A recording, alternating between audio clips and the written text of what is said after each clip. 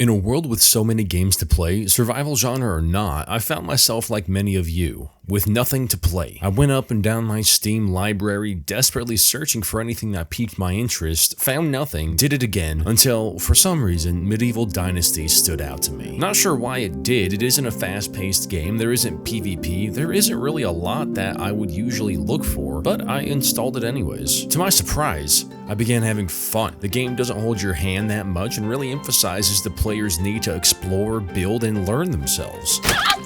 Of course, there is a main quest line that you should follow to learn the basic mechanics, and generally speaking, it is a fun game to get lost in. You have your classic survival elements like hunger, thirst, sleep, and stamina, but also there are seasons that change over the year, and that will not only affect your village and how it runs, but also the clothes you need to wear to stay warm. If you don't have the proper clothes, you will need to carry a torch. It's just little things like that that make you feel like you really are in a survival game and not just another medieval life simulator. Building my village from a small hamlet to where it currently stands and knowing it can be much bigger and much more efficient is exciting and always gives me something to play towards. The building mechanics and how it coincides with the village population and having children, the needs to place medieval insulation into the walls, that it stays repaired, and that they have firewood in the wintertime for warmth, all these things add up for things to do that progress you, and they're fun to do. The villager system itself could be more polished, but in its current form, it's a lot to appreciate and work with. The villagers act as an automation system for tasks that need to be done, or in other words, you give them jobs. Farming, hunting, skinning, potion making, cooking, woodworking, smithing, all of that and more will be done by your villagers. They can level up their skills the more they work at a certain skill set. They can get married to people they live with, have children, and then when those children turn 18, they can work in the family business as well.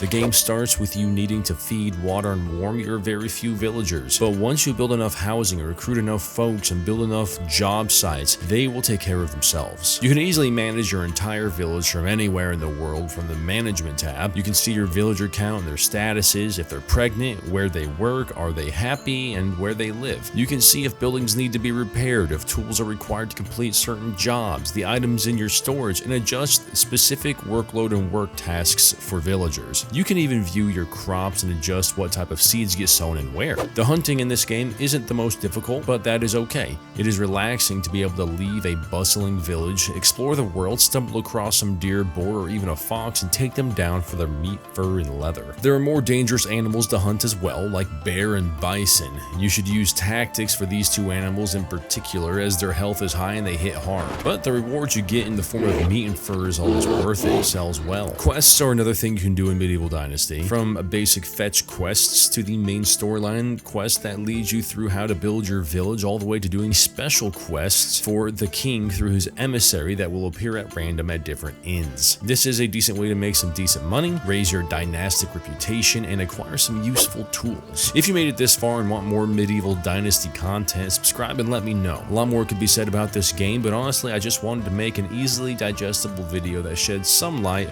on why you should support the developers and try the game out. It is a lot to figure out in the beginning, but half the fun is figuring out the mechanics and maximizing the potential of your own village. And that's all I got for you right now. Happy surviving, and I'll see you in the next one. Path out.